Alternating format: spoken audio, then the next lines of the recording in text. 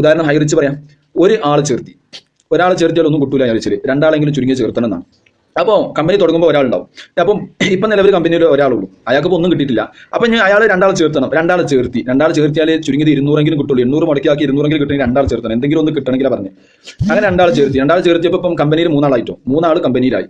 3 ആൾ കമ്പനിയിലായെങ്കിലും ഇവിടെ വരുമാനം കിട്ടിയത് ഒരാൾക്ക്, രണ്ടാൾക്ക് വരുമാനം ഒന്നും കിട്ടിയിട്ടില്ല. ഇനി രണ്ടാൾക്ക് വരുമാനം കിട്ടണമെങ്കിൽ വേണം ഇവർ രണ്ടുപേരും രണ്ടാളെ കൂടി ചേർത്തണം. അതായത് ഈ രണ്ടുപേരും കൂടി രണ്ടാൾ ചേർത്തണം. അപ്പോൾ നിലവിലുള്ള 3 പുതിയ 4, അപ്പം കമ്പനിയിൽ മൊത്തം 7 ആളുകളായി.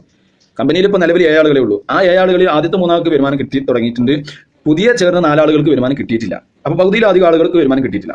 ഇനി ആ 4 ആളുകൾക്ക് വരുമാനം കിട്ടണമെങ്കിൽ എത്ര ആളുകൾ ചേർക്കണം? ആ 4 ആളുകളും 2 വീതം ആളുകളെ, അപ്പോൾ 8 ആളുകൾ വീണ്ടും ചേർക്കണം. അപ്പോൾ എത്രയായി? അപ്പം 4ഉം 8 ആളുകളും കൂടി ചേർക്കുമ്പോൾ നിലവിലുണ്ടായിരുന്ന 7 ആളുകളും പുതിയ 8 ആളുകളും, അപ്പോൾ 15 ആളുകളാണ് ഇപ്പോൾ കമ്പനിയിലുള്ളത്. ഈ കമ്പനിയിൽ 15 ആളുകളുടെ നേരത്തെയുള്ള 7 ആളുകൾക്കാണ് ചെറിയ വരുമാനങ്ങളെങ്കിലും വന്നു തുടങ്ങിയിട്ടുള്ളത്. പുതിയ ചേർന്നിട്ടുള്ള 8 ആളുകൾക്ക് വരുമാനമില്ല. ഇനി 8 ആളുകൾക്ക് വരുമാനം കിട്ടണമെങ്കിൽ അവർ 16 ആളെ ചേർക്കണം. അപ്പോൾ എത്ര ആളായി? കമ്പനിയിൽ മൊത്തം 15, 16, 31 ആളുകളായി. 31 ആളുകൾ കമ്പനിയിൽ ഉണ്ടായിരിക്കുമ്പോൾ ഹൈറിച്ചിൽ 31 ആളുകളോ സങ്കല്പിക്കുക. അങ്ങനെ 31 ആൾ ഉണ്ടാകുമ്പോൾ അവിടെ കിട്ടുന്നത് എത്ര ആളുകൾക്കാണ്? അതിൽ 15 ആളുകൾക്കേ കിട്ടുന്നുള്ളൂ. 16 ആളുകൾക്കും വരുമാനം ഒന്നും കിട്ടുന്നില്ല. അങ്ങനെ ഞങ്ങൾ സങ്കല്പിച്ചാൽ അങ്ങനെ അത് 32 64 ആകും, 64 128 ആകും, 128 256 ആകും, അത് 512 ആകും. അങ്ങനെ പോയാൽ 1000 ആളുകൾ നിലവിൽ കമ്പനി ഉണ്ട് നോക്കുക. ഇപ്പോൾ ഈ മൾട്ടി ലെവൽ മാർക്കറ്റിംഗ് ചുരുങ്ങി 2 ആൾ ചേർക്കണം എന്ന് പറയുന്ന ഒരു കമ്പനിയാണെങ്കിൽ അവിടെ 1000 ആളുകൾ നിലവിലുണ്ട് എന്ന് കരുതുക. ആ 1000 ആളുകൾ ഉണ്ടെങ്കിൽ അതിൽ 500-ലധികം ആളുകൾക്കും ഒരു വരുമാനം പോലും കിട്ടാത്തവരായിരിക്കും. അവർ ഫസ്റ്റ് പർച്ചേസ് നടത്തിയിട്ടുണ്ടാവും, പ്രൊഡക്റ്റുകൾ പൈസ കൊടുത്ത് വാങ്ങിയിട്ടുണ്ടാവും, പക്ഷേ അവർക്ക് ഒരു വരുമാനം പോലും കിട്ടിയിട്ടുണ്ടാവില്ല. ഇതുപോലെ തന്നെ ഒരു 10,000 ആളുകൾ ഉണ്ടെങ്കിൽ അതിൽ 5000-ലധികം പേരും നോർമൽ കണക്കാൻ ഞാൻ പറയുന്നത്. 5000-ലധികം ആളുകൾക്കും ഇതിൽ ഒന്നും കിട്ടാത്തവരാണ്. ചിലപ്പോൾ കുറഞ്ഞ ആൾ അവരുടെ മേലുള്ള ആളുകൾക്ക് ഒരു പക്ഷേ കിട്ടിയിട്ടുണ്ടാവും. ഇപ്പൊ ഇതിൽ 1,00,000 ആളുകൾ ഉണ്ട് എങ്കിൽ അതിൽ 50,000 ആളുകൾക്ക് ഒന്നും കിട്ടിയിട്ടുണ്ടാവില്ല. അതാണ് ഈ കമ്പനികളുടെയൊക്കെ സിസ്റ്റം എന്ന് പറയുന്നത്. അങ്ങനെ നോക്കുകയാണെങ്കിൽ 10 ലക്ഷം ആളുകൾ ഉണ്ടെങ്കിൽ 5 ആളുകൾക്കും ഇതിൽ വരുമാനം കിട്ടാത്തവരാണ്. അപ്പോ ഈ കമ്പനി വാഗ്ദാനം ചെയ്യുന്ന ഈ വരുമാനം ലഭിക്കുന്നില്ല. അപ്പൊ നമ്മളവിടെ വഞ്ചിക്കപ്പെടുകയാണ്. കമ്പനി നമ്മളോട് വാഗ്ദാനം ചെയ്യുന്ന ഒരു പ്രൊഡക്റ്റ് അല്ല, പ്രൊഡക്റ്റ് മാത്രമായിരുന്നു നമുക്ക് ചർച്ച ചെയ്യേണ്ട ആവശ്യമില്ല.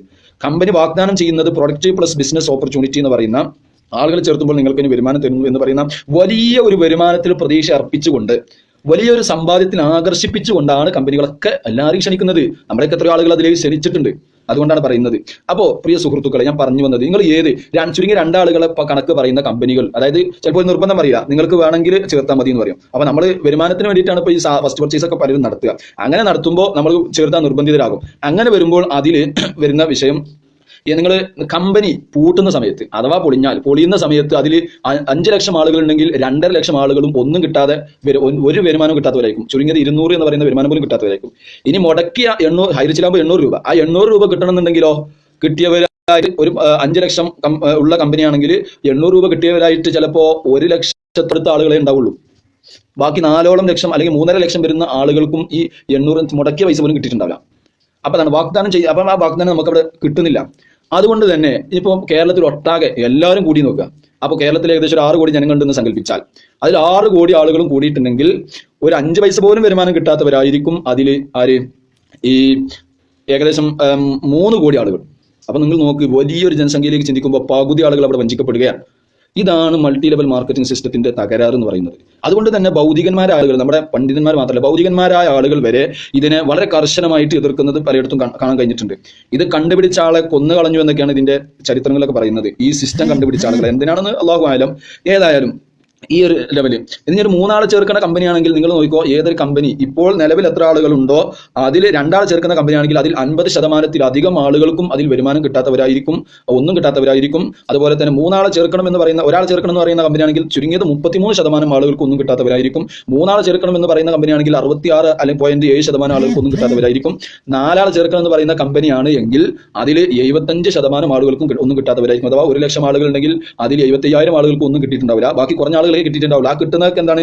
ഇവരെ ഒന്ന് ചെയ്യുമ്പോൾ മറ്റൊന്നിന് വളം എന്ന് പറഞ്ഞതുപോലെ മറ്റുള്ളവരുടെ മേലെ കയറി നിൽക്കുന്നത് കൊണ്ട് കിട്ടുന്നതാണ് ഇതൊക്കെ. അപ്പൊ അതുകൊണ്ട് പ്രിയ സുഹൃത്തുക്കളെ, ഇതൊക്കെ നമ്മൾ ഒന്നും തിരിച്ചറിയണം. ഇതിന്റെ വഞ്ചനകൾ നബി സല്ലല്ലാഹു അലൈഹി വസല്ലം തങ്ങൾ പറഞ്ഞു വളരെ എത്ര കൃത്യമാണ്. നിങ്ങളൊന്ന് ആലോചിച്ച് നോക്കൂ. റസൂലുള്ളാഹി തങ്ങൾ 1400 വർഷങ്ങൾക്ക് മുമ്പ് പഠിപ്പിച്ചില്ലേ, നഹാ റസൂലുള്ളാഹി സ്വല്ലല്ലാഹു അലൈഹി വസല്ലം അൻ ബൈഇൽ ഗറരി, വഞ്ചന സാധ്യതകൾ നിലനിൽക്കുന്ന മേഖലകളെ റസൂല കുട്ടിയടിച്ചുകൊണ്ട് പറഞ്ഞു. വഞ്ചന സാധ്യത നിലനിൽക്കുന്ന കച്ചവടങ്ങളെ വിരോധിച്ചിട്ടുണ്ട്. അപ്പോൾ നിങ്ങൾ മനസ്സിലാക്കണം, ഈ കേരളത്തിൽ എല്ലാവരും കൂടി 6 കോടി ആളുകളും കൂടിയാൽ അതിൽ 3 കോടി ആളുകൾ വഞ്ചിക്കപ്പെടുമെങ്കിൽ ഇതൊരു വഞ്ചന തന്നെയല്ലേ? വാഗ്ദാനം ചെയ്യുന്ന സംഗതി നമുക്ക് കിട്ടുന്നില്ലെങ്കിൽ അതന്നെ